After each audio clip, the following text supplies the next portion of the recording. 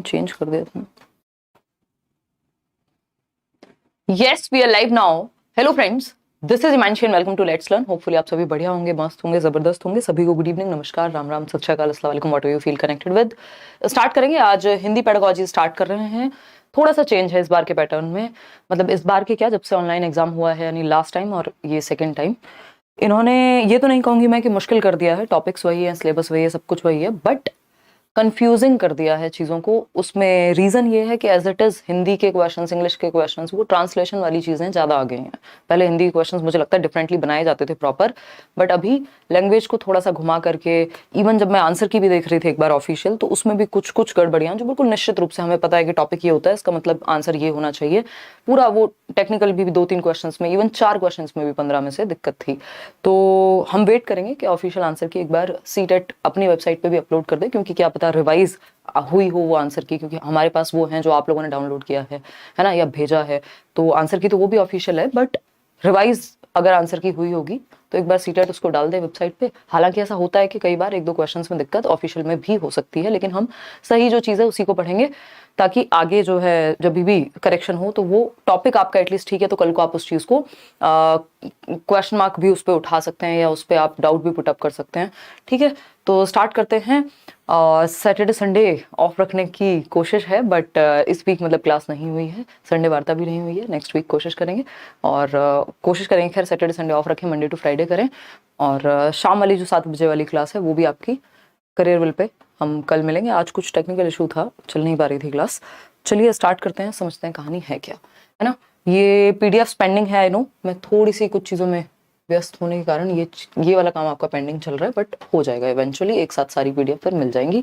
Like share subscribe आप कर देंगे जैसे जैसे जुड़ते जाएंगे। अगर आप किसी भी बैच में एनरोल करना चाहते हैं, अगर आप टीचिंग एग्जाम्स की तैयारी कर रहे हैं, चाहे वो DEET+ भी हो, केवीएस तो अभी नहीं है, DEET+ भी हो, इसके अलावा आपका सुपर टेट हो, यूपी टेट हो, इन सब के बैचेस आई थिंक चल रहे हैं, क्योंकि जिनको आगे तैयारी करनी है, हालांकि सुपर टेट यूपी टेट का नोटिफिकेशन अभी नहीं है, बट स्टिल, और सीटेट, ये सारे कुछ बैचेस हैं 4-5, बिहार 7th फेज जो करियर विल ऐप पर लाइव हैं, अभी आप एनरोल कर सकते हैं। एडमिशंस बेसिकली ओपन हैं।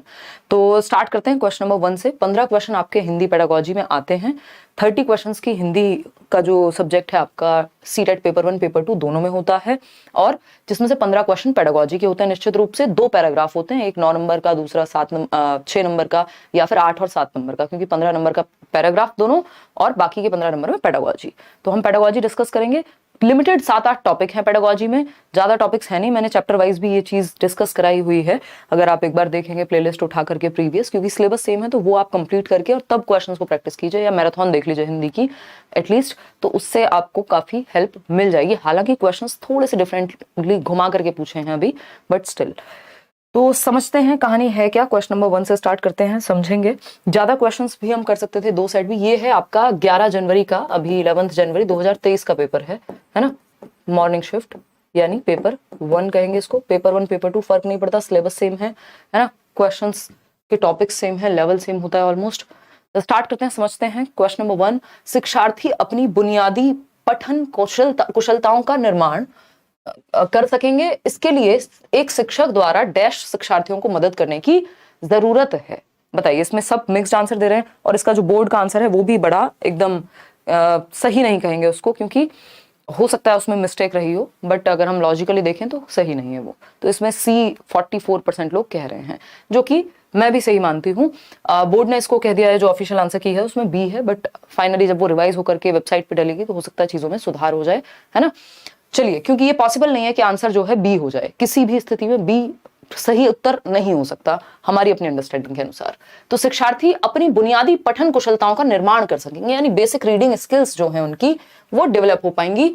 इसके लिए एक शिक्षक द्वारा क्या किया जाना चाहिए, किस तरह से मदद की जानी चाहिए। तो पहला ऑप्शन है, वैयक्तिक और विभेदित अनुदेशन के साथ जो है शिक्षार्थियों को मदद करने की जरूरत है। जब बेसिक बुनियादी कौशल की जब हम बात कर रहे हैं, तो कुछ चीजें ऐसी होती हैं जो सबके लिए कॉमन होती हैं। इसमें जरूरी नहीं है कि आप डिफरेंशिएटेड इंस्ट्रक्शन यानी पहले वाला ऑप्शन ही लगाएं, जो कि पूरी तरह से गलत नहीं है, बट इससे बेटर ऑप्शन हमारे पास यहाँ अवेलेबल है। B ऑप्शन पे आते हैं, कक्षा विशेष के सीखने के प्रतिफल को प्राप्त करने के लिए उन्हें मानक परीक्षण देने के माध्यम से। ये बहुत ही बेहतर तरीका नहीं माना जाता कि आप एक स्टैंडर्डाइज टेस्ट दे दो बच्चों को और काम बन जाएगा, है ना।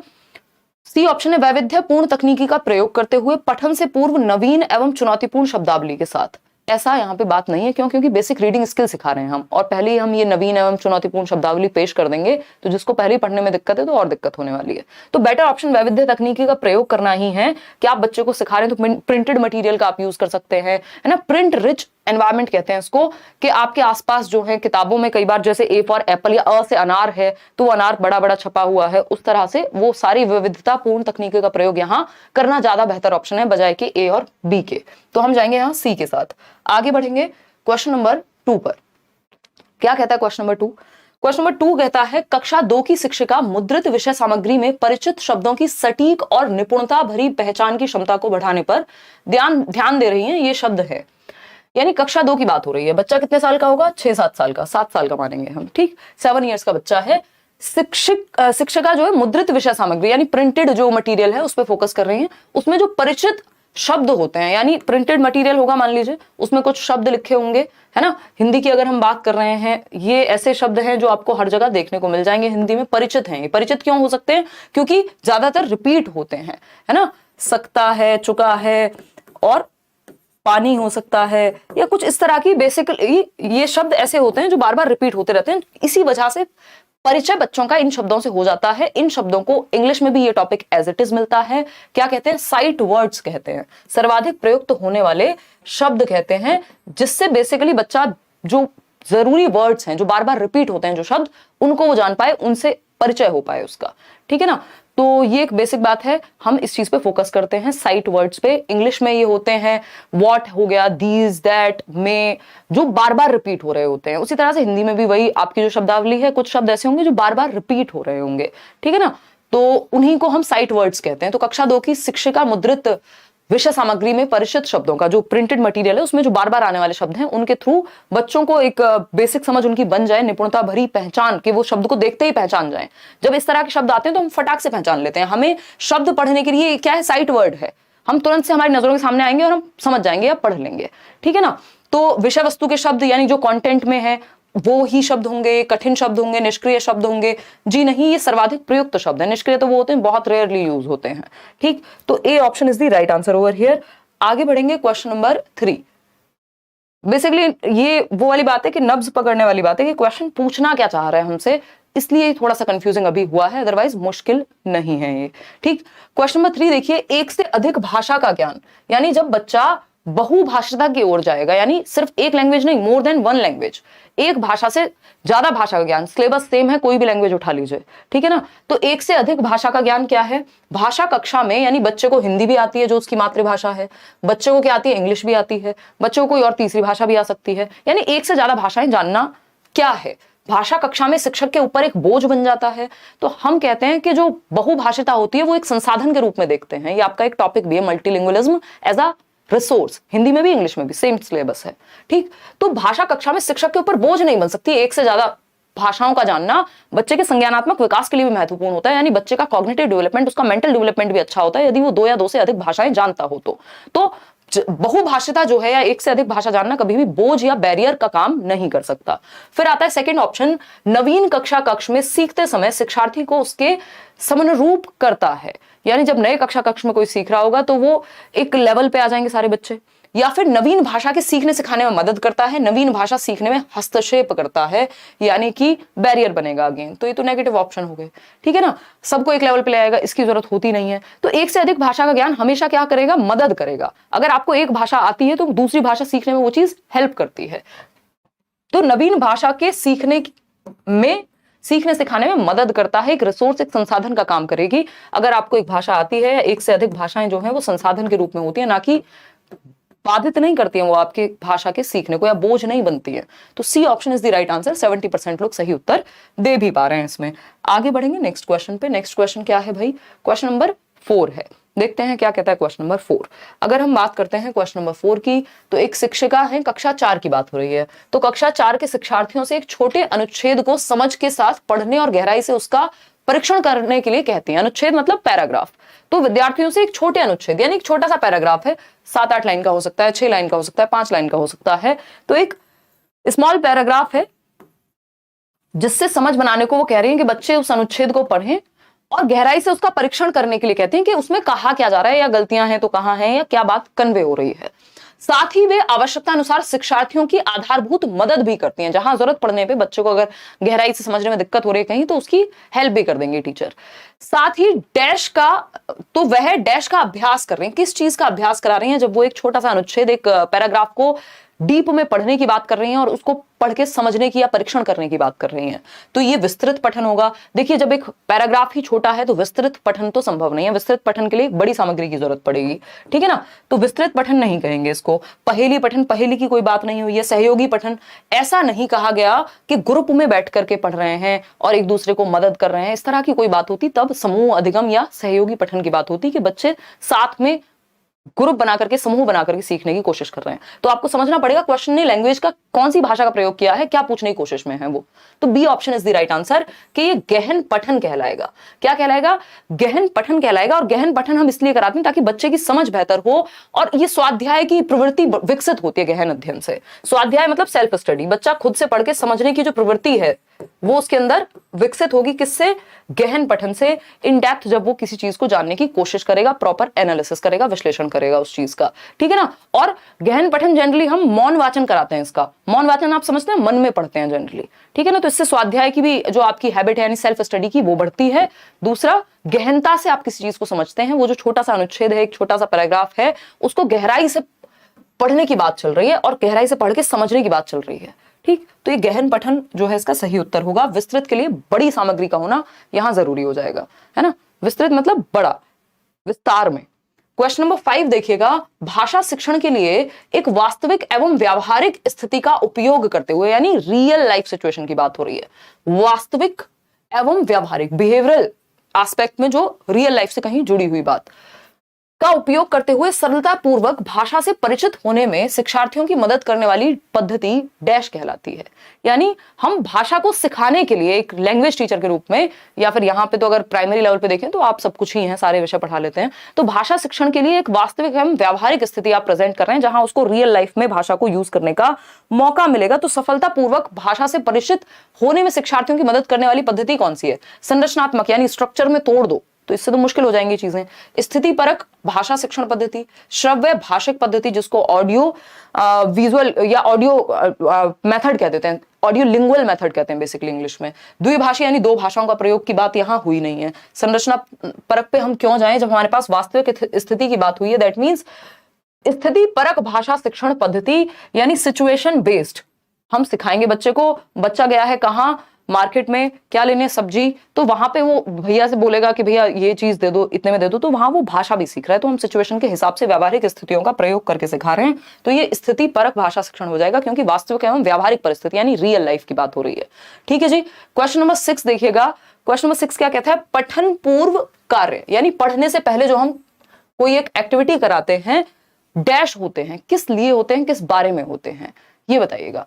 इस पे काम चल रहा है निशा शर्मा, कुछ तो टीम में कुछ डिस्कशन चल रहा है। नेहा, डोंट वरी, जो आपकी जीएस की और उसकी क्लास है ईवीएस की, उस पर काम हो जाएगा, आ जाएगा काम वो गंगम, है ना। जो कॉमन सब्जेक्ट्स होते हैं वो ऑफकोर्स आपको हर जगह काम आएंगे। और लाइक शेयर करना आज आप भूल जा रहे हैं। मेरी तबीयत थोड़ी ढीली है, इसका मतलब ये नहीं है कि आप लाइक शेयर करना भूल जाएंगे। पठन पूर्व कार्य यानी पढ़ने से पहले, रीडिंग से, प्री रीडिंग कह लीजिए आप इसको, शिक्षार्थियों की पठन कुशलता का मूल्यांकन करने के लिए होते हैं ये काम। या फिर बी ऑप्शन, कठिन शब्दों और पदों का अर्थ देने के लिए होते हैं। पढ़ने से पहले ही कठिन शब्द दे देंगे। फिर आएगा शिक्षार्थियों को पाठ्य वस्तु में प्रवेश करने और उन्हें अभिप्रेरित करने के लिए होते हैं। या पठन सामग्री में प्रयुक्त व्याकरणिक बिंदुओं की व्याख्या करने के लिए होते हैं। देखिए, पठन पूर्व कार्य यानी अभी आपने चैप्टर शुरू नहीं किया, उसके आसपास की बातें होंगी। टीचर आपके पूर्व ज्ञान से संबंधित कुछ आपसे क्वेश्चंस पूछेगा, तो इसमें आप सभी उत्तर जो है वो गलत दे रहे हैं। इसका उत्तर जो है ए सही होगा। उसका रीजन है शिक्षार्थियों की पठन कुशलता का मूल्यांकन करने के लिए, कि वो कितना जानते हैं ऑलरेडी, इसलिए वो एक्टिविटी कराई जाती है। यही आपका ऑफिशियल आंसर कहता है, ठीक है ना। ये सुनने में अच्छा है, टेक्निकली अच्छा नहीं है सी। आगे बढ़ेंगे क्वेश्चन नंबर 7 पर। प्रथम भाषा अर्जन में निम्नलिखित चरण होते हैं, यानी जब आप फर्स्ट लैंग्वेज एक्विजिशन करते हैं, एक होता है भाषा अर्जन, दूसरा होता है भाषा अधिगम। अधिगम में प्रॉपर एफर्ट लगेगा, स्कूल में जाके भी आप सीख सकते हैं, उसमें उसका व्याकरण हो सकता है भाषा अधिगम के समय। लेकिन अर्जन में जो आप अपने आसपास से, अपने परिवेश से अर्जित कर लेते हैं भाषा को बोलना, जब आप पहली बार सीख रहे होते हैं, उसके क्या स्टेप्स होते हैं। हिंदी में भी सेम है ये टॉपिक, इंग्लिश में भी सेम है ये टॉपिक, बताइएगा। ठीक है, बताइए फटाफट से। बी ऑप्शन 49% लोग कह रहे हैं। कूकना हमें सबको पता है कि कूइंग जो है ना, इसलिए हिंदी और इंग्लिश अलग नहीं है। आपको यहाँ पे ये समझना होगा, जो बेसिक आपसे पूछा जा रहा है वो सारा सिलेबस सेम है, एक एक पॉइंट सेम है हिंदी और इंग्लिश का सिलेबस का। कूकना यानी कूइंग जो है, जब बच्चा जो है किलकारी मारना है, या बेसिक जिस लैंग्वेज का, जिस उसके बोलने का, वो बस आवाजें निकालता है, उसका मतलब कुछ नहीं होता। कब शुरू हो जाता है? लगभग 6 वीक्स के अराउंड, 1.5 महीने के आसपास। ठीक है ना। तो ये बात हम बहुत बार डिस्कस कर चुके हैं। मैंने पेडागोजी में जब हम सीडीपी बाल विकास पढ़ रहे थे तब भी आपको ये सारे स्टेप्स लिखवाए थे। आई थिंक पहली या दूसरी क्लास होगी, यूट्यूब वाली ही एक क्वेश्चन आया था उसमें। इसीलिए सीडीपी जो है आधार है, बेस है बाकी सब्जेक्ट की, पेडागोजी का भी। तो अगर हम बात कर रहे हैं कूकना, यहां भी सही है, यहां भी सही है, यहां भी सही है, यहां भी सही है। कूइंग के बाद हम जनरली क्या पढ़ते हैं? बैबलिंग। बैबलिंग को बलबलाना कहते हैं, कि बच्चा बा मा इस तरह के शब्द बोलना शुरू कर देगा। अच्छा, बलबलाना कहाँ कहाँ है? यहाँ पे भी है, यहाँ पे भी है, यहाँ पे भी है, यहाँ पे नहीं है। समग्र बोधी नहीं। हालांकि इन्होंने जो आंसर की में गड़बड़ की है उसमें सी दे दिया, जो कि पॉसिबल नहीं है, आंसर हो ही नहीं सकता। ठीक है ना। तो उसका रीजन क्या है?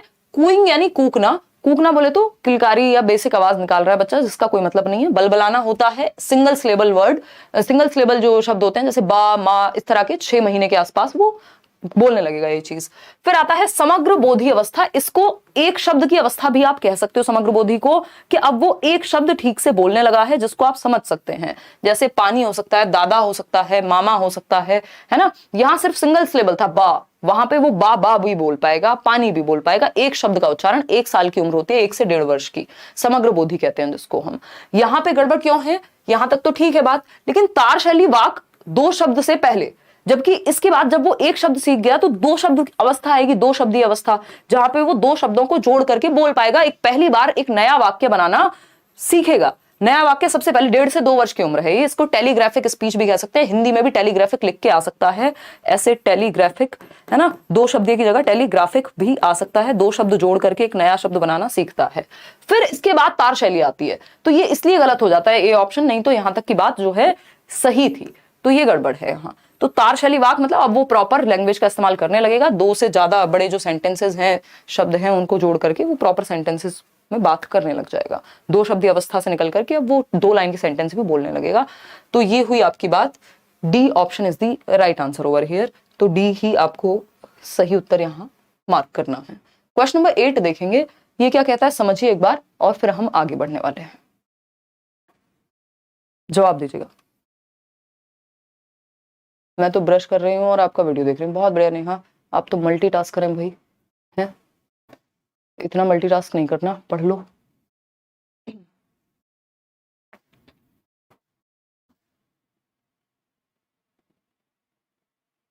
कहाँ दिक्कत आ रही है प्रियांशु? मैं समझ नहीं पा रही हूँ आपकी बात। सही उत्तर कौन सा होगा बता दिया ना अंशु, लास्ट वाला डी ऑप्शन। डी ऑप्शन हमें इसी को मार्क करना है, क्योंकि ऐसा हो सकता है कि एक आध क्वेश्चन में गलती हो जाए तो अगली बार आंसर की में भी वो चीज रिवाइज हो जाती है। अदरवाइज आप उसमें क्वेश्चन भी नहीं उठा पाएंगे, उस क्वेश्चन को आप चैलेंज भी नहीं कर पाएंगे। हालांकि चैलेंज करने से कुछ खास होता भी नहीं है, बट प्रीवियसली ऐसा हुआ है कि एक बार गलत दे दिया, अगली बार सही दे दिया उत्तर, है ना। और अभी फाइनल आंसर की जो रिवाइज आंसर की आएगी, हो सकता है मतलब जब अपलोड करेंगे ये फाइनल वेबसाइट पे, तो उसमें चीजें ठीक भी हो जाए कुछ हद तक। तो 2-4 क्वेश्चन में अगर ऐसा हो रहा है तब भी हमें जो हमारा फैक्ट है, क्योंकि कुछ क्वेश्चन या तो ऐसे होते हैं, इसमें 2 तरह के क्वेश्चन हैं।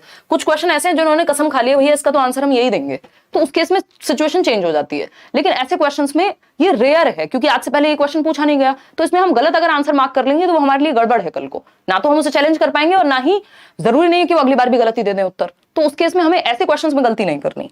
कुछ क्वेश्चन ऐसे होते हैं जिनमें संभावना होती है 2 ऑप्शन सही होने की, यहाँ पे संभावना नहीं है, जो इससे पहले वाला क्वेश्चन हमने किया है।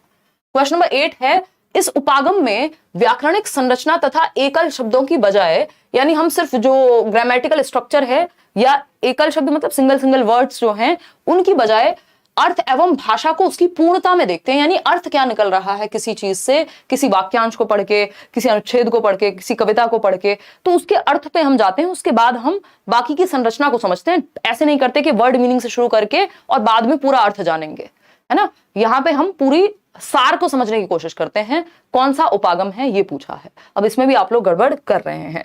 देखिए ये होती है एक तो टॉप डाउन अप्रोच और एक होती है बॉटम अप, ठीक है ना, जिसको हम हिंदी में यहाँ पे टॉप डाउन और बॉटम अप अप्रोच कह सकते हैं। तो इस शीर्ष पाद को जो है टॉप डाउन कह सकते हैं और ऊर्ध्वगामी जो है इसको बॉटम अप अप्रोच कहा जा सकता है। तो अब ये बात हमने बहुत बार डिस्कस की है, बस इन्होंने भाषा को जो है थोड़ा सा हेर फेर कर दिया भाषा में, कि जो ऊर्ध्वगामी उपागम है बॉटम अप, इसमें हम क्या करते हैं, एकल शब्दों पे फोकस करते हैं, व्याकरणिक संरचना पे फोकस करते हैं, फिर पैराग्राफ पे जाते हैं, यानी पहले वर्ड मीनिंग यानी शब्दार्थ समझेगा बच्चा, शब्दार्थ के बाद हम जाते हैं एक सेंटेंस पे, सेंटेंस यानी एक वाक्य, वाक्य के बाद अनुच्छेद, अनुच्छेद के बाद हम कहां जाते हैं, एक पूरे आपके जो स्टोरी है उस पे पहुंचते हैं। जबकि यहां बात हो रही है कि पूर्णता, सीधा अर्थ एवं भाषा को उसकी पूर्णता में, यानी एक कविता है तो उसको संपूर्ण रूप में पढ़ रहे हैं हम, उसके बाद उसके अर्थ पे जाएंगे या उसके बाद उसके सेंटेंस पे जाएंगे, यानी उसके वाक्यों पे जाएंगे, फिर शब्द अर्थ पे जाएंगे। तो ये टॉप डाउन अप्रोच हो गई, जो एज अ होल देखती है, जो एज अ होल या पूर्णता में देखती है किसी चीज को। तो यहाँ पे बॉटम से अप नहीं, अप से बॉटम जाएंगे या टॉप से डाउन की तरफ जाते हैं। इसको शीर्ष पाद कह सकते हैं, या ये कई बार अधोगामी भी लिख देते हैं, हिंदी में कई नाम हो सकते हैं, ठीक है ना। चलिए खैर आगे बढ़ते हैं। ये निगमनात्मक नहीं हो सकता, क्योंकि निगमनात्मक जो है वो पूर्णता की ओर की बात नहीं करेगा, वो नियम से किसकी ओर, उदाहरण की ओर बात करेगा। तो भाषा बदल जाएगी, पूछने की जो शैली है वो बदल जाएगी। अगर निगमनात्मक पूछेगा तो आपसे ये नहीं पूछेगा, लैंग्वेज चेंज हो जाएगी ऊपर, ठीक है ना। एकीकृत उपागम की यहाँ कोई बात नहीं है, क्योंकि कुछ जोड़ के किसी के साथ ऐसी कुछ बात इन्होंने की नहीं है। क्वेश्चन नंबर 9 देखिएगा फटाफट से, क्या कहता है क्वेश्चन नंबर 9। ये आपको 2-4-6 सेशन प्रैक्टिस करने पड़ेंगे हिंदी के साथ में मेरे, अपने आप तो आप कितनी भी प्रैक्टिस कर लीजिए, उसके बाद ही एक समझ विकसित होगी कि अब इनका जो पूछने का लहजा है वो कैसे बदला है। आज के सेशन में दिक्कत आ सकती है कई लोगों को, क्योंकि हल्का सा इन्होंने पैटर्न ही बदल दिया पूरा हिंदी पूछने का, या लैंग्वेज की पैडागोजी। इंग्लिश में दिक्कत उतनी नहीं होगी जितनी हिंदी में हो जाएगी अभी, क्योंकि कंफ्यूजन इन्होंने क्रिएट की है। उसका रीजन है एज इट इज ट्रांसलेशन को जो है छाप के दे दिया, मतलब ट्रांसलेशन नहीं करना था, जबकि जैसे पहले क्वेश्चंस पूछे जाते थे ऑफलाइन में वो सही तरीका था, क्योंकि वो हिंदी के प्रॉपर्ली डेडिकेटेड क्वेश्चंस बनते थे। अभी मुझे तो देख के यही लग रहा है कि प्योर ट्रांसलेशन है, ठीक है ना। तो एक बार मैराथन वगैरह भी देख लो तो थोड़ा इजी हो जाएंगी चीजें। क्वेश्चन नंबर 9 है, एक शिक्षक डैश के माध्यम से अपने शिक्षार्थियों के खराब अंकों के कारणों को जानने के लिए एक परीक्षण तैयार करता है। यानी खराब अंकों के कारणों को जानने के लिए, यानी जो खराब प्रदर्शन है बच्चों का, या ठीक से वो मार्क्स नहीं ला पा रहे हैं या फेल हो रहे हैं मान लीजिए बहुत सारे बच्चे, तो क्या जानने की कोशिश करेगा टीचर, पहले कारण जानने की कोशिश करेगा कि भाई रीजन क्या है, बच्चे फेल क्यों हो रहे हैं या खराब अंक क्यों ला रहे हैं। क्योंकि शिक्षार्थियों की बात हुई है, सिर्फ एक बच्चे की बात नहीं हुई है, एक बच्चे की भी बात होती है। सबसे पहले आप कारण जानने की बात करते हैं। अब इसमें पता नहीं वो आंसर की कहां से प्रकट हुई है, इसमें भी इन्होंने गलत उत्तर दिया हुआ है, जबकि इतनी बार रिपीटेड क्वेश्चन है, इसमें गलत उत्तर देने का बनता भी नहीं है। जब आप कारण जानते हैं तो वो निदानात्मक परीक्षण कहलाता है ना। इन्होंने दे दिया निपुणता परीक्षण, जो कि संभव नहीं है, पॉसिबल ही नहीं है। मास्टरी नहीं देख रहे हैं हम बच्चे की कि कितनी उसको मास्टरी हासिल है, मास्टरी वाला टेस्ट नहीं है ये। जब आप खराब अंक पहले से ही पता है कि खराब प्रदर्शन है, तो फिर मास्टरी किस बात की। तो खराब प्रदर्शन जो है या खराब अंक जो है, उनके पीछे का कारण जानने की बात हो रही है। उसके लिए जो परीक्षण लिया जाता है हमेशा हमेशा हमेशा ऑलवेज, क्या, डायग्नोस्टिक टेस्ट, जिसको हिंदी में निदानात्मक परीक्षण कहते हैं। हिंदी में भी आता है ये क्वेश्चन, इंग्लिश में भी आता है ये क्वेश्चन, ये आपका ईवीएस में भी पूछा जा सकता है जरूरत पड़ने पे, और सीडीपी में भी आता है। तो निदानात्मक मतलब डायग्नोस्टिक, डायग्नोज करते हैं। जैसे आपका डॉक्टर अगर आपको 4 दिन से बुखार है, सीधा दवाई नहीं दे देगा कि 15 दिन से बुखार है और सीधा दवाई ले लो, वो डायग्नोज करने की कोशिश करता है, टेस्ट कराएगा, आप लैब में जाएंगे, है ना, सैंपल, ब्लड सैंपल लिया जाएगा, फिर पता किया जाएगा क्या बीमारी है, फिर उसके बाद इलाज किया जाएगा। तो ऐसे ही पहले निदान किया जाता है, पता लगाया जाता है कारण का, उसके बाद उपचारात्मक शिक्षण दिया जाता है। तो निदानात्मक के बाद हमेशा उपचारात्मक शिक्षण की बात निदानात्मक के बाद होती है।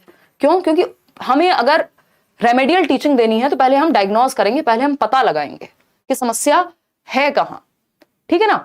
अगर बिना टेस्ट कराए भी डॉक्टर दवाई देता है तब भी वो आपसे लक्षण पूछेगा कि ठंड लग रही है या नहीं लग रही है, वो भी डायग्नोज करना है एक तरह का, ठीक है ना। उपलब्धि परीक्षण होता है कि आपको ये जानना है, अचीवमेंट टेस्ट, कि कितना हद तक बच्चों को आता है जो आपने कराया है, जबकि यहां खराब अंक का पहले से पता है हमें कि उपलब्धि कितनी है, खराब है, उसका कारण जानने की बात हो रही है। अभी क्षमता परीक्षण होता है एप्टीट्यूड टेस्ट, कि आप किस क्षेत्र विशेष में अच्छा कर सकते हैं, आप स्पोर्ट्स में अच्छे हैं, आप किसी और चीज में अच्छे हैं, आप गाने में अच्छे हैं, तो उसके लिए एप्टीट्यूड टेस्ट लिया जाता है किसी स्किल या किसी कौशल को जांचने के लिए। तो एक ही मात्र ऑप्शन है जो यहाँ सही है, वो है ए ऑप्शन। इसी को हमें समझना है और यही सही उत्तर है। ठीक, क्वेश्चन नंबर 10 देखिएगा।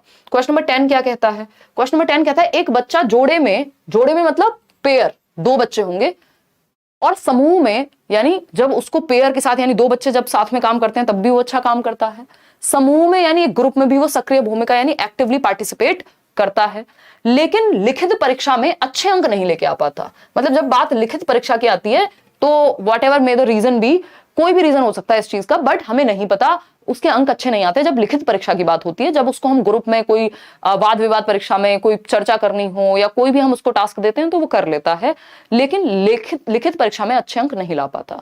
एक शिक्षक के रूप में आप शिक्षार्थी की मदद कर सकते हैं। कैसे हेल्प करेंगे भाई? पहला ऑप्शन है उसकी सामाजिक अंतःक्रिया की प्रशंसा करते हुए। तो इस प्रशंसा से उसकी लेखन कौशल जो है अच्छा हो जाएगा? नहीं हो सकता, तो ये तो इलॉजिकल बात हो गई। बच्चे के माता पिता को यह स्पष्ट करते हुए कि लेखन में उसकी कोई रुचि नहीं है। मतलब आपने सॉल्यूशन तो निकाला नहीं, एज अ टीचर आप हमेशा सॉल्यूशन निकालने की बात करते हैं। यहाँ आप कह रहे हैं पिताजी को बता देंगे, माताजी को बता देंगे, बच्चे की रुचि नहीं है, घर ले जाओ इसको, है ना? कोई सेंस है इस बात का? नहीं है। फिर आता है सी ऑप्शन, माता पिता से यह अनुरोध करते हुए कि वह उसकी पढ़ाई में मदद करें। तो हमने कैसे अज्यूम कर लिया कि माँ बाप जो है वो पढ़ाई में मदद नहीं कर रहे हैं, बिना हमें पता हुए, बिना हमने कारण जाने, बिना कुछ हमें पता है, और हम कह रहे हैं माता पिता की गड़बड़ है, लिख नहीं पा रहा बच्चा, है ना? तो ये बहुत ही ऐसी अंधविश्वासी वाली बात हो गई। डी ऑप्शन ही एकमात्र सही उत्तर बचता है, उसको नियमित परीक्षण देते हुए ताकि वह सुधार कर सके। अब इसका भी कोई और ऑप्शन बेटर हो सकता था, बट इन चार ऑप्शंस में से हमारे पास एक ही उत्तर है जो थोड़ा सा बेटर है या बाकियों से अलग है, एलिमिनेट करने के बाद बचता है, और सही उत्तर भी यही है, आपका ऑफिशियल भी यही है।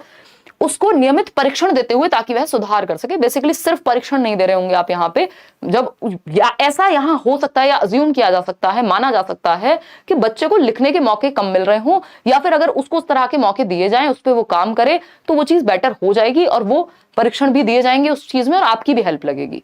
अब इसको और अच्छे तरीके से ये लिख सकते थे, बट यही हमारे पास एकमात्र बेहतर ऑप्शन है। इन चार ऑप्शन में से नंबर हमें यही दिलाएगा, तो D option is the right answer. आगे बढ़ेंगे, क्वेश्चन नंबर 11 देखिए। जंगल बुक की मोगली के बारे में बात हुई है। मैं ये आपको हमेशा मजाक में जो है भाषा अर्जन और अधिगम में हमेशा उदाहरण देती थी, और इस बार इन्होंने पेपर में पूछ लिया। ये बड़ा अचंभे की बात है ना? देख के जाते हैं क्या वीडियोस? मजाक कर रही हूँ। द जंगल बुक के मुख्य पात्र मोगली की भाषा में कमी थी। यानी जो मोगली था, मूवी भी देखी होगी कई लोगों ने, नहीं तो एक किताब है जंगल बुक प्रॉपर, जिसमें कुछ कहानियां हैं। क्योंकि मानव संपर्क, तो वो जंगल बुक में मोगली की भाषा में कमी थी। बेसिकली वो भेड़ियों के साथ रहता था और जंगल में रहता था, तो वो लोगों की भाषा या मानव भाषा जो है वो नहीं आ पाई बोलनी, वो उन्हीं की भाषा में बात करता था, जिसको हम यहाँ कमी कह रहे हैं।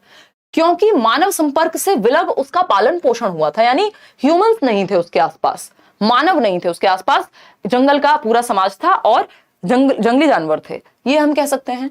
यह साक्ष्य भाषा विकास के किस पक्ष का समर्थन करता है? यानी ये जो हमारे पास एविडेंस है कि यदि हम बच्चे को समाज भाषा जो है एक वैक्यूम में या एक बंद कमरे में नहीं विकसित होती, लोगों के साथ अंतःक्रिया करके सीखी जाती है। अगर हमारे एनवायरनमेंट में, हमारे वातावरण में कोई भाषा बोलता ही नहीं होगा तो बच्चा भाषा बोलना कैसे सीखेगा, है ना? तो भाषा तो एनवायरनमेंट से आती है, वातावरण से आती है। इसमें कुछ हद तक जो है आपकी हेरिडिटी, आनुवंशिकता का रोल है, लेकिन मुख्य रोल जो है वो आपके वातावरण का है, ठीक है ना? तो ये जो साक्ष्य है ये क्या बताता है? एक सही आयु में बच्चे के पास भाषा परिवेश का अभाव। बात बिल्कुल सही है कि यदि एनवायरनमेंट नहीं है, सही परिवेश ही नहीं है जहां वो मानव भाषा बोल पाता, तो हम कहेंगे कि ये दिक्कत इसकी वजह से रही होगी। बच्चे को कुछ जीव वैज्ञानिक समस्याएं थी, इसमें भी इन्होंने ऑफिशियल आंसर में गड़बड़ की है। मुझे लगता है कि वो ऑफिशियल आंसर जो है कुछ शीट जो है सही नहीं आई होगी, या तो हमारे पास कुछ ऐसा भी हो सकता है। हालांकि सारे बाकी आंसर जो है सीडीपी वगैरह के सब सही है, सिर्फ हिंदी में होगी दिक्कत, ऐसा नहीं हो सकता। तो कुछ गड़बड़ रही होगी इनके एंड पे। तो बच्चे को कुछ जीव वैज्ञानिक समस्याएं पॉसिबल ही नहीं है, मतलब ये ऐसी बात हो गई, आपने पहले अज्यूम कर लिया, ठीक है ना? सहज क्षमता के साथ उसका जन्म नहीं हुआ था, ये हमने कैसे टेस्ट कराया था? कोई है नहीं पता लगेगा। उसे मानव भाषा की बजाय जानवरों की भाषा से प्रेम था, भाई उसको तो जो मिला उसने वही सीख लिया। तो एक सही आयु में, हमें पता है नॉम चॉम्स्की इस उत्तर के लिए हमारे पास पूरे वैलिड रीजंस हैं कि एक सही आयु में बच्चे के पास भाषा परिवेश का अभाव था। नॉम चॉम्स्की क्या कहते हैं? नॉम चॉम्स्की कहते हैं कि भैया जो आपका लेड है यानी भाषा अर्जन यंत्र है, लैंग्वेज एक्विजिशन डिवाइस, वो एक उम्र तक ही सॉलिड रहता है, या मैं कहूं उसको ज्यादा एक्टिव रहता है, फिर धीरे धीरे वीक हो जाता है। ठीक है ना बात? तो नॉम चॉम्स्की भी अगर हम यहाँ पे रेफरेंस में रखें तो हम ये समझ सकते हैं कि एक उम्र तक जो शुरुआत के साल है आपके बाल्यावस्था तक के 5 से 10 वर्ष का बच्चा ज्यादा जल्दी भाषा सीख जाएगा, बजाय कि एक 25 वर्ष के व्यक्ति को नई भाषा सिखाने में समय लग सकता है। तो एक सही आयु में बच्चे के पास भाषा परिवेश का अभाव था, इसलिए वो भेड़ियों की भाषा सीखेगा। तो A option is the right answer. आगे बढ़ते हैं क्वेश्चन नंबर 12 पर। क्वेश्चन नंबर 12 पर चलेंगे। क्या कहता है ये? अर्थ क्रियात्मकता यानी प्रैग्मेटिक्स की ओर संकेत करता है। अब ये देख रहे हैं आप, पहले क्वेश्चन इस तरह से नहीं आते थे, डिफरेंट तरीका था। अब इन्होंने वही इंग्लिश और हिंदी को ऐसे कंफ्यूज किया है, क्योंकि कॉमन टॉपिक्स पहले भी थे हिंदी और इंग्लिश में, लेकिन पूछने का तरीका या लहजा बदल जाता था, हिंदी के लिए अलग, इंग्लिश के लिए अलग। प्रैग्मेटिक्स की ओर संकेत हो रहा है। प्रैग्मेटिक्स क्या होते हैं भाई लैंग्वेज में? प्रैग्मेटिक्स होते हैं प्रैक्टिकल यूज से संबंधित, यानी व्यवहारिकता से संबंधित भाषा के प्रैक्टिकल यूज के। जब आप पिताजी से बात करते हैं तो एक डिफरेंट लहजे में बात करते हैं, और जब आप अपने दोस्तों में बात करते हैं तो आप डिफरेंट तरीके से बात करते हैं। पिताजी को यार कहेंगे तो 2 गालियां पड़ सकते हैं, या बुरा भला आपको कहने को मिल सकता है। पिताजी कह सकते हैं मैं तुम्हारा यार लगता हूं क्या, है ना? जबकि आप अपने दोस्तों में यार कहेंगे तो वो बहुत ही नॉर्मल बात होगी। तो ये क्या हुआ? भाषा को आप प्रैक्टिकल सिनेरियो में, व्यावहारिक जीवन में कैसे प्रयोग करते हैं, वो है आपका अर्थ क्रियात्मकता या फिर प्रैग्मेटिक्स लैंग्वेज का। तो भाषा के सामाजिक नियम, भाई समाज ने तो बनाए ये नियम, या विद्यालय भाषा की नीति है, ये विद्यालय की अनुदेशन की भाषा यानी इंस्ट्रक्शन की लैंग्वेज है जिसमें पढ़ाया जाएगा, वो प्रैग्मेटिक्स है, या फिर शैक्षणिक भाषा है। तो हम कहेंगे भाषा के सामाजिक नियम की बात हो रही है कि हम व्यवहारिकता में या प्रैक्टिकल सिनेरियो में कैसे यूज कर रहे हैं, वो है प्रैग्मेटिक्स। आगे बढ़ेंगे क्वेश्चन नंबर 13 पर। क्या कहता है क्वेश्चन नंबर 13? ये कहता है निम्नलिखित में से किसका कविता में एक आकलन तत्व के रूप में समर्थन नहीं किया जा सकता? नॉट लिखा हुआ है। क्या लिखा हुआ है? नॉट लिखा हुआ है। एक आकलन तत्व के रूप में, यानी एक असेसमेंट टूल के रूप में, यानी जिससे जांचा जा सके भाषा की समझ को। तो पहला ऑप्शन है व्याकरण। किसकी बात हो रही है पहले ये समझना बहुत जरूरी है। भाषा के कौन से पक्ष की बात हो रही है? कविता की बात हो रही है, एकांकी की बात नहीं हो रही है, कोई आपके वैसे पाठ की बात नहीं हो रही है जिसमें कोई कहानी हो, है ना? तो एक कविता की बात हो रही है, पोयम की बात हो रही है। तो मैं एक आकलन तत्व यानी एक असेसमेंट टूल, अगर आपको बच्चे की कविता की समझ को जांचना है तो क्या आकलन का एक तत्व हो सकता है? व्याकरण। क्या आप बच्चे से उसका व्याकरण के बारे में बात करने लग जाएं? शब्द भंडार, भाई बिल्कुल, अगर कविता में कोई ऐसा शब्द है तो आपने पूछ लिया अच्छा बताओ इसका क्या मतलब समझ आया तुम्हें, तो इसका मतलब आप असेस कर पा रहे हैं, आकलन का एक तत्व हो गया कविता को जांचने का, कि शब्द भंडार आपको ट्विंकल ट्विंकल या मछली जल की रानी है तो जल का मतलब अगर आप पूछ रहे हैं तो शब्द भंडार से आपको समझ में आ जाएगा कि बच्चे को कितना समझ में आया है। तो ये बात तो ठीक है, और शब्द भंडार विकसित भी होता है इससे। काव्यात्मक उपकरण जो भी उसमें यूज हुए हैं, चाहे कविता की अंतर्वस्तु, लेकिन व्याकरण का यूज हम कभी भी कविता के कॉन्टेक्स्ट में नहीं करते कि हम बच्चे को व्याकरण सिखा रहे होंगे कविता के संदर्भ में, कि हम उससे व्याकरण के क्वेश्चंस पूछना शुरू कर दें यहाँ जब बात कविता की हो रही है। तो ए ऑप्शन जो कि सही दे रहे हैं आप लोग सभी। आगे बढ़ेंगे क्वेश्चन नंबर 14, सेकंड लास्ट है ये, देखिएगा इसको। क्वेश्चन नंबर 14 है कौन सी पद्धति मातृभाषा में पहले से अर्जित भाषा कौशलों के उपयोग के माध्यम से लक्ष्य भाषा सीखने में प्रवाह पूर्णता एवं सटीकता के विकास एवं उपलब्धि का समर्थन करती है। यानी मातृभाषा में पहले से अर्जित भाषा, यानी मातृभाषा अर्जित भाषा है, अपने एनवायरमेंट से मान लीजिए हिंदी है तो हिंदी का प्रयोग, हिंदी क्या हो गई? मातृभाषा हो गई, जो बच्चे को उसकी मातृभाषा हो गई, है ना, मातृभाषा। ठीक, तो हिंदी का प्रयोग हम कर रहे हैं लक्ष्य भाषा सिखाने के लिए। लक्ष्य भाषा होती है टारगेट लैंग्वेज कहते हैं इसको। लक्ष्य भाषा जो भी भाषा को आप सिखाने का लक्ष्य लेकर के चल रहे हैं, ये अंग्रेजी हो सकती है ज्यादातर स्कूल्स में, है ना, कि भाई टारगेट लैंग्वेज क्या है? अंग्रेजी हो सकती है। अगर बच्चे की मातृभाषा यहां पर कुछ और है और स्कूल में हिंदी सिखाई जा रही है तो वहां हिंदी लक्ष्य भाषा बन जाएगी। ऐसा कुछ नहीं कि मातृभाषा का मतलब हिंदी होता है और लक्ष्य भाषा का मतलब अंग्रेजी होता है, ये बदल सकती हैं। लक्ष्य भाषा हिंदी भी हो सकती है, लक्ष्य भाषा तमिल भी हो सकती है, तेलुगु भी हो सकती है। जो भी भाषा सिखाने का लक्ष्य रखा जा रहा है वो लक्ष्य भाषा है, वो टारगेट लैंग्वेज है, ठीक है ना। तो वो कौन सा मेथड है, जब हम हिंदी लैंग्वेज में, मैंने इस पे भी एक डिस्कशन किया हुआ है, प्रीवियस क्लास अगर आप ढूंढेंगे तो मिल जाएगी या सर्च करेंगे तो प्लेलिस्ट है हिंदी पेडागोजी की पूरी, इंग्लिश पेडागोजी की पूरी, ईवीएस की, है ना। तो हिंदी यानी मातृभाषा का प्रयोग, यानी जो बच्चे को पहले से आता है उसका प्रयोग आप लक्ष्य भाषा सीखने में करा रहे हैं। यानी मुझे हिंदी आती है और मैं इंग्लिश सीखने की कोशिश कर रही हूं तो मैं हिंदी की हेल्प लूंगी। हेल्प कैसे लूंगी? मैं कहूंगी मुझे पता है कि हिंदी में जल कहते हैं पानी को, अब मुझे जल पता है, अब इस जल को वाटर कहेंगे इंग्लिश में। ये क्या किया मैंने? हेल्प ले ली। किस चीज की? अपनी मातृभाषा की लक्ष्य भाषा को सीखने में। कहां होता है ये? ग्रामर ट्रांसलेशन में होता है, जिसको ओल्डेस्ट मेथड भी कह देते हैं कई लोग। व्याकरण अनुवाद विधि में ये चीज होती है ना। 43% लोग ए कह रहे हैं, बिल्कुल गलत। प्रत्यक्ष विधि होती है direct language, direct method. Direct method में आप उसी भाषा का प्रयोग करते हैं जो भाषा आप सिखाना चाह रहे हैं, या दो भाषाएं नहीं होती, यहां मातृभाषा का यूज ही वर्जित है। मतलब आप मातृभाषा प्रयोग नहीं कर सकते प्रत्यक्ष विधि में, क्योंकि ये प्रत्यक्ष रूप से डायरेक्ट। इंग्लिश सिखानी है तो इंग्लिश में ही बात करो, नहीं तो 5 रुपए फाइन लगेगा अगर हिंदी बोलोगे तो ये प्रत्यक्ष विधि में कोई और भाषा का इस्तेमाल नहीं होता। जो आपकी लक्ष्य भाषा होती है सीधा उसी का इस्तेमाल होता है, तो प्रत्यक्ष विधि तो उत्तर हो नहीं सकता। ठीक। द्विभाषी पद्धति या श्रव्य भाषिक पद्धति, अगर यह मातृभाषा की बात नहीं हो रही होती, कोई भी दो लैंग्वेज की बात हो रही होती, तब हम द्विभाषी कह देते। लेकिन मातृभाषा का ट्रांसलेशन होता है, मातृभाषा का प्रयोग करते हैं हम नई भाषा सीखने में, उसको व्याकरण अनुवाद विधि कहते हैं हम यहाँ पे। ठीक है, आगे बढ़ेंगे। Question number 15। इसमें क्या होता है? बोलने पे पकड़ नहीं आ पाती बच्चे की, लिखना भाषा को सीख जाता है वो, या व्याकरण उसका सीख जाता है, लेकिन जो मौखिक भाषा है वो अच्छी नहीं हो पाती, क्योंकि इसमें हम ट्रांसलेशन पे फोकस ज्यादा करते हैं।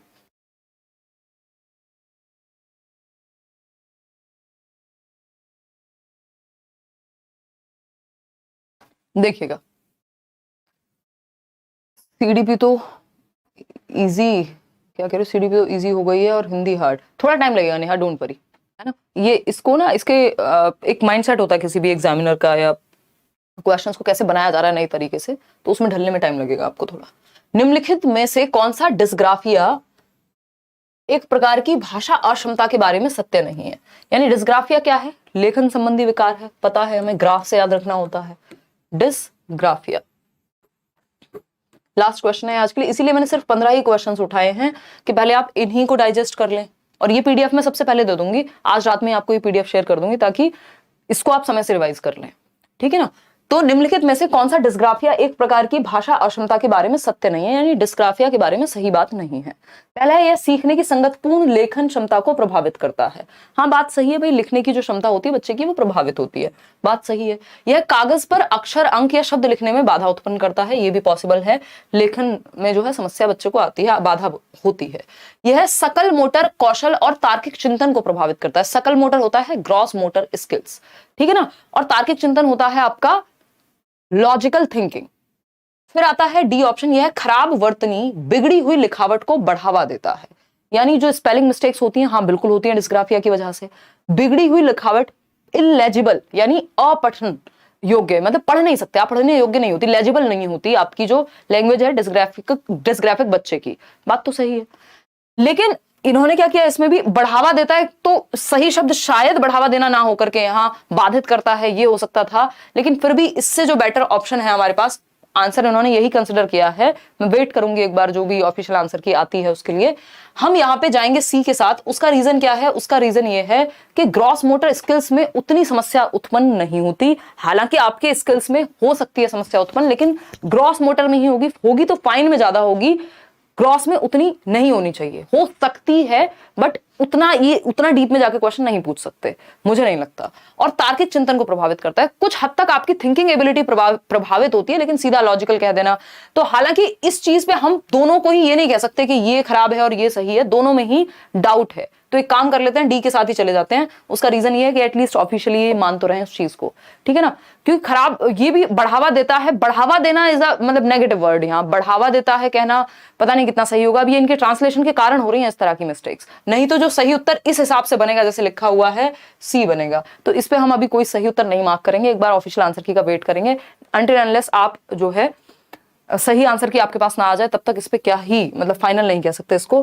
फिर भी इससे बेटर ऑप्शन सी ही रहेगा ना, कि बढ़ावा देता है शब्द जो है। हालांकि ये डी ही मान रहे हैं, तो इसको तो हम ठंडे बस्ते में ही डालेंगे, इसको डाउट में ही डालेंगे इस पे, क्योंकि ये इतना डीप है अगर इसको समझा जाए। अदरवाइज तो 1 मिनट लगेगी मुझे ये कहने में कि ग्रॉस मोटर स्किल्स को उतना प्रभावित नहीं करता या तार्किक चिंतन को उतना प्रभावित नहीं करता। और ये डी तो सही है कि खराब वर्तनी तो होती ही है इसमें, और लिखावट भी जो है खराब हो जाती है। लेकिन बढ़ावा देता है ये कहना गलत होगा, कोई प्रोत्साहन वाली चीज थोड़ी ना है।